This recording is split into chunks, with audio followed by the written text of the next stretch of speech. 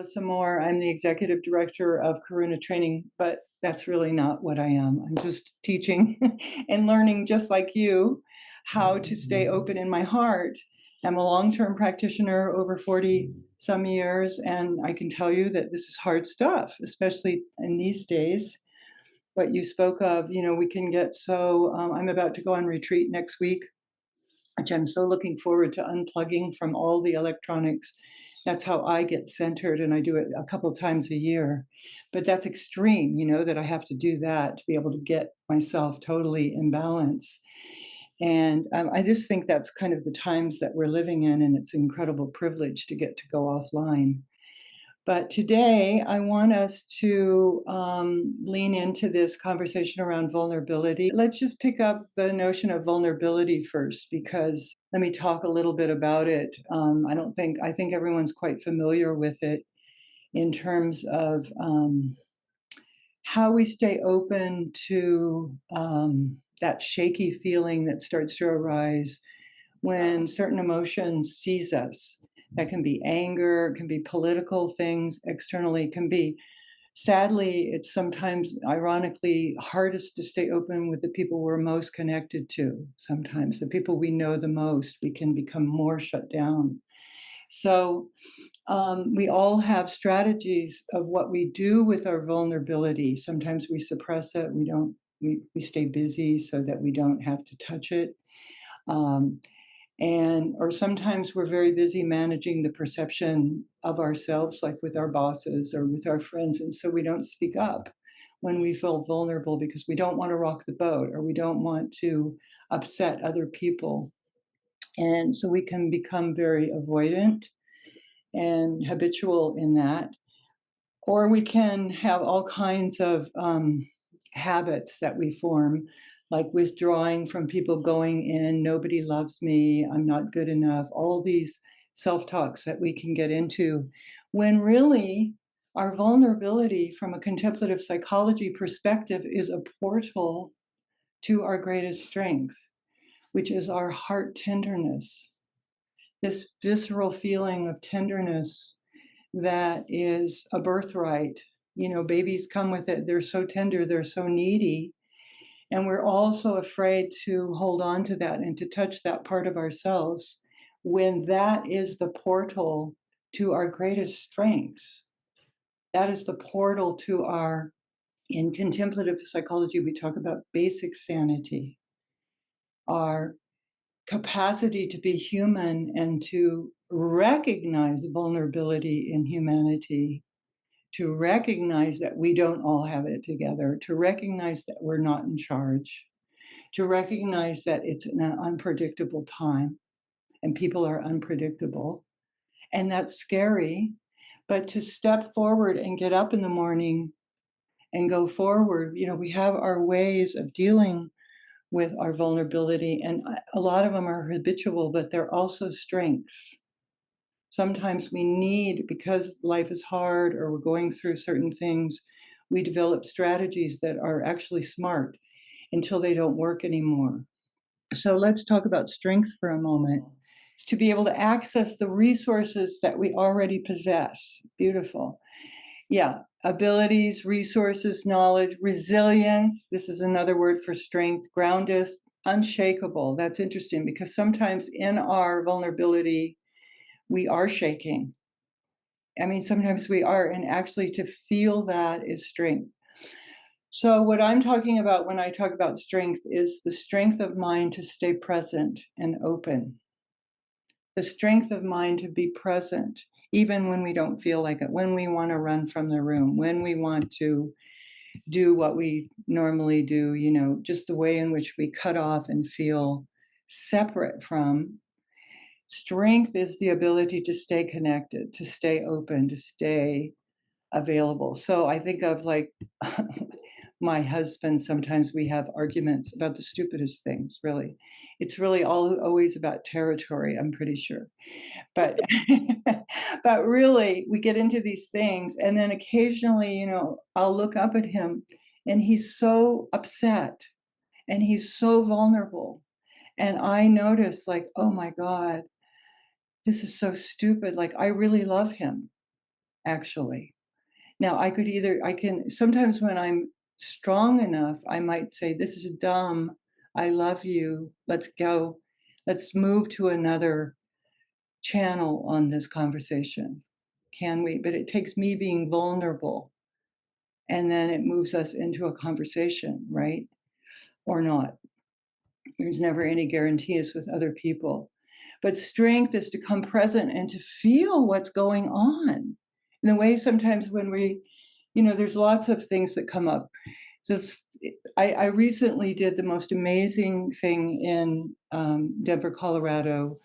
You must know that outside of Colorado, some of you might not know this because you're from other places, but outside of Colorado, there's a place called Sand Creek. And Sand Creek was the site of a massacre that was held by Confederate Army, the Army of the American Army in the 1800s. And it was almost suppressed. And it was under negotiation that Sand Creek was going to be open land for the Ute and the Cheyenne and the Arapaho, that this was negotiated land.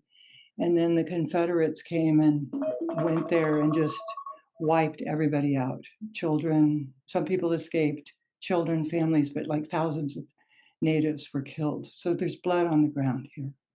We all feel it. It's still present, even though it's been over 75 years. So basically, there's a very brave indigenous woman whose name is Cinnamon First Kill.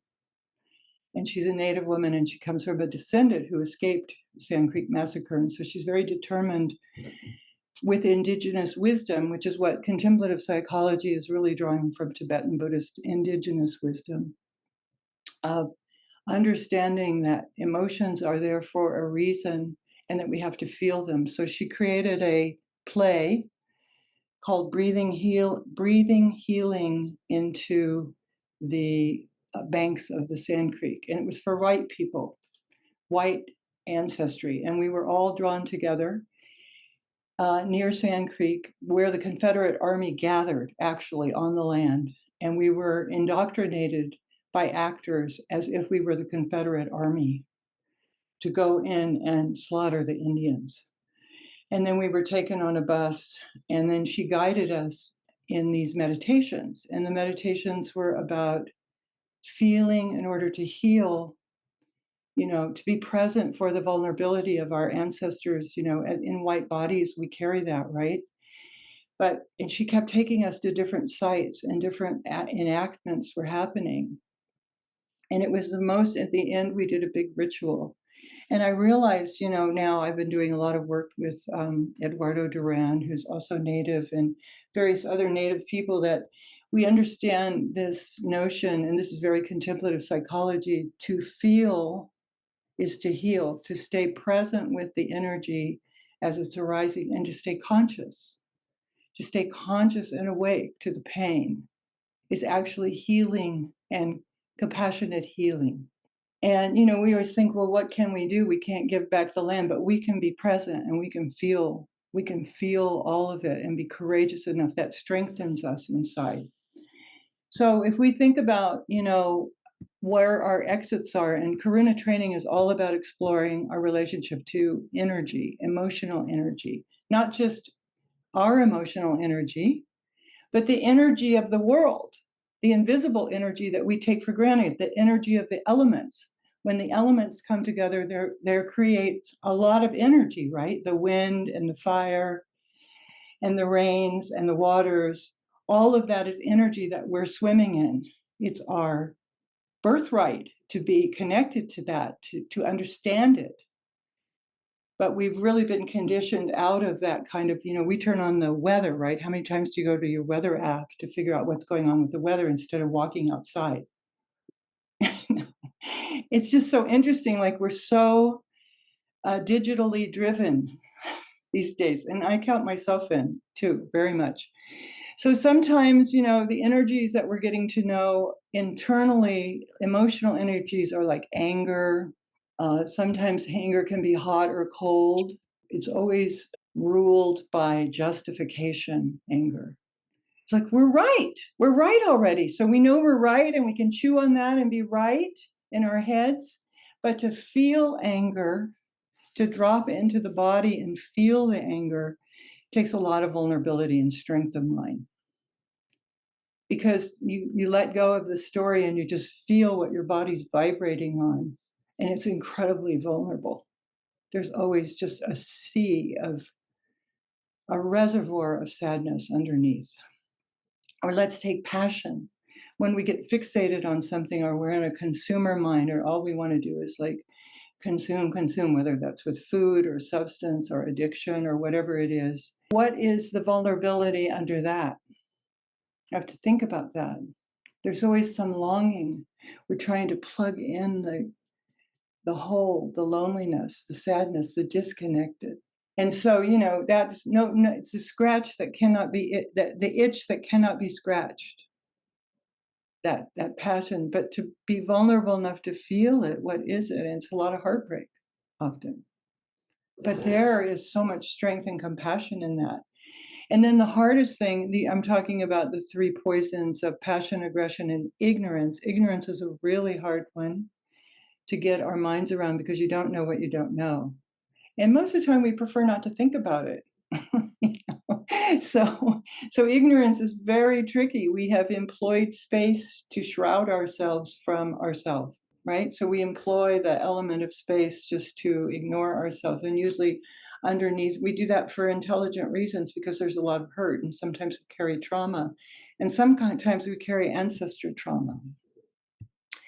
So in Karuna, we find this strength of mind by coming in contact with our emotions, our unconditioned health of our emotions, just the energetic feeling, and that takes some practice.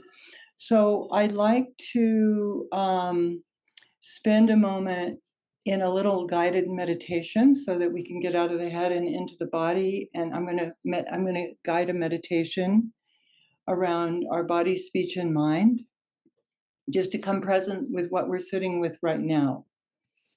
Just to be fearless, to come present with whatever's happening right now. So please find yourself in a comfortable position, awake, but with an open mind. And we're going to start with body, just body sensations, the weight of the body,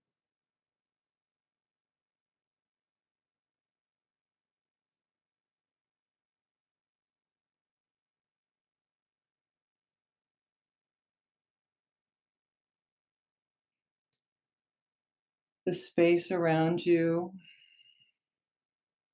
In our meditation, we often keep our eyes open. So please feel free to have your eyes open and look around the space you're sitting in, and look where you are in the room outside of your little box on Zoom.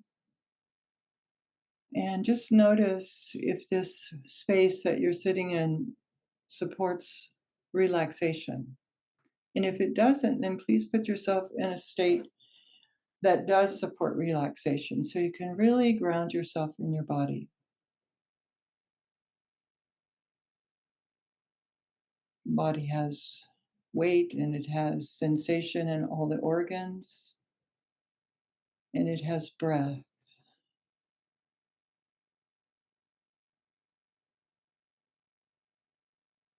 So sitting and feeling.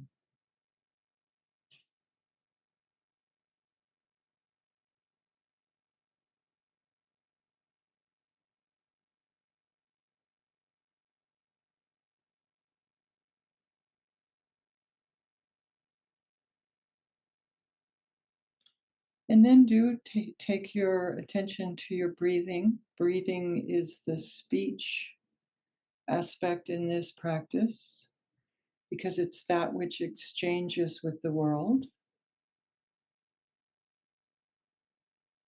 So with breath, we have an outer and an inner aspect. There's the world outside, and there's the breath inside. So just breathing in and out and exchanging with our world in this moment.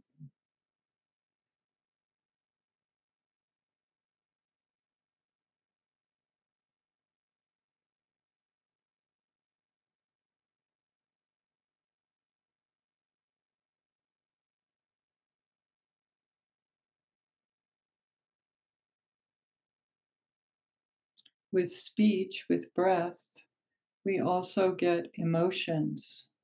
Maybe we're sitting with some kind of energetic hangover for the day, or maybe we feel, just notice what your, beyond sensation, what feeling emotions that you sit with. You don't have to think about why you feel what you feel, but just notice if there's an atmosphere or a weather going on in your being.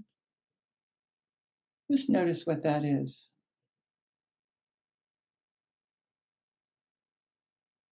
And whatever you meet inside yourself, don't judge it, just information to feel the energy.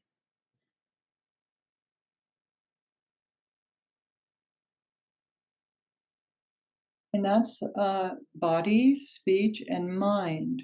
And in meditation, we're synchronizing our body, speech, and mind in the present moment. So you can think about or just touch in your mind if your mind is occupied. Maybe you have other things to do today, or maybe you have something that sits in your mind.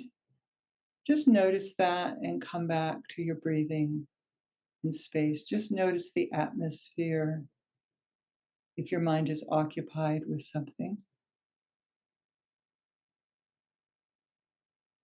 And see if you can occupy your mind with the environment that you sit in right now. Just the feeling aspect of where you sit. Maybe you sit in a familiar room. Just allow the space of where you are to mix with the space of your mind.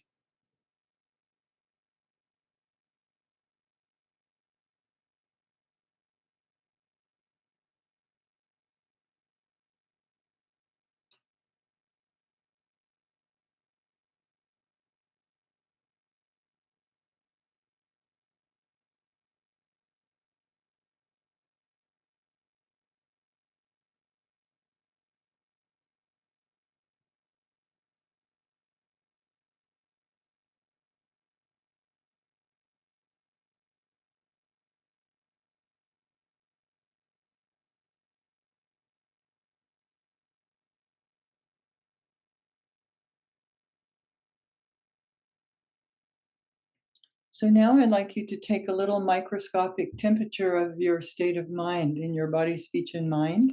I'm going to say a few distinguishing things about contemplative psychology, and then we'll do a little bit of work with vulnerability personally, so if that's okay, if you want to kind of dig into it a little.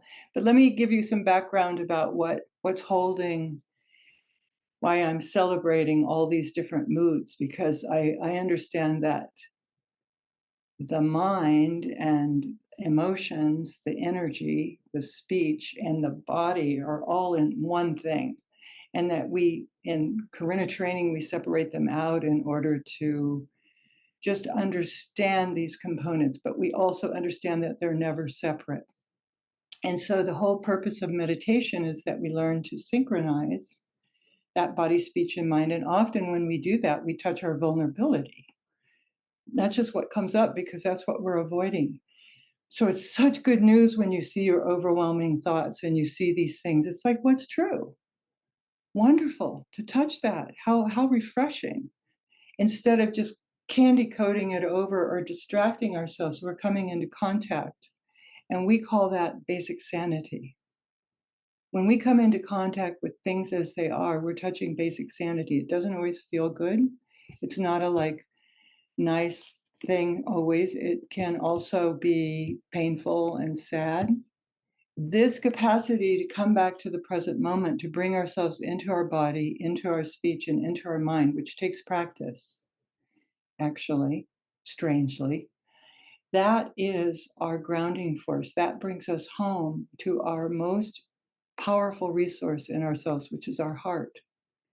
This loving, vulnerable heart is what connects us to other people and to the world, and it helps us understand other people in the world instead of just our own agendas that are happening.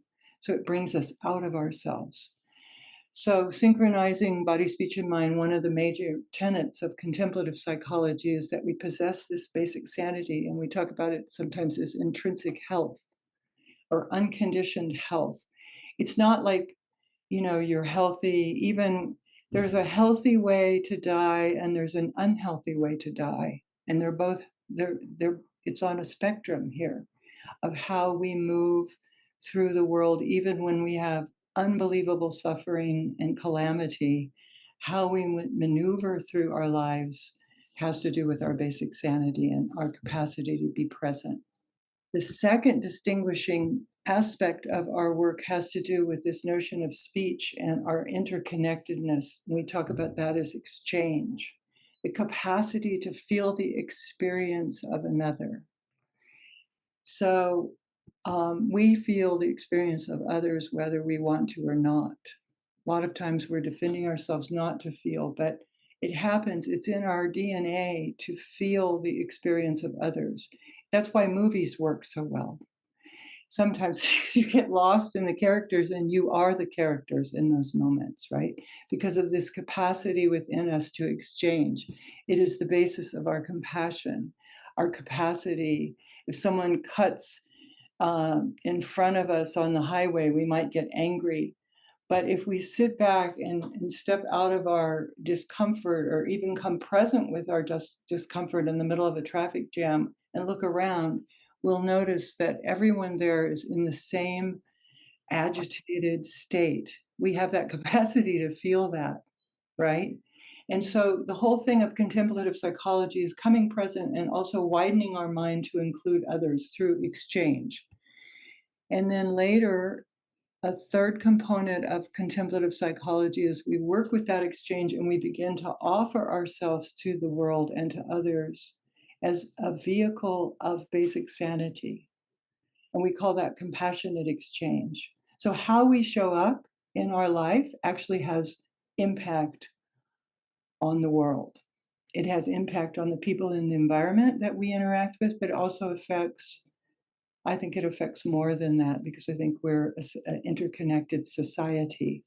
So one of the things we learn is how to offer ourselves up in relationship, no matter what kind of relationship, whether it's a professional relationship or just a family relationship or a friendship or a neighbor even. But how do we offer ourselves in equality? So that we're not better than or worse than, but that we have an equal voice. And that so this is very, very much a big piece of study in Karuna training. It's drawn from the Mahayana Buddhist perspective. And this notion that we have these qualities of heart, loving kindness, compassion, joy, and equanimity, that we have these qualities of heart that are innate within us, and that we can learn to offer ourselves as a path. It's a kind of skillful means of offering ourselves vulnerably to others, listening vulnerably and hearing vulnerably. And that's a huge part of our work. So, what are we getting at with this notion of vulnerability being kind of the precipice to our awakened heart? That's really what I'm talking about, a strength of heart, a strength of capacity to be present with people. I hope that you'll consider Karuna. It's a loving kindness journey, lots of joy, lots of laughter, and also lots of vulnerability. That's for sure. It's a it's a warming up to our vulnerability to find our strength. In a way, this title is, I could say that's the subtitle of Karuna Training, Discovering Strength and Vulnerability. It really strengthens our heart and our capacity to show up in our lives. So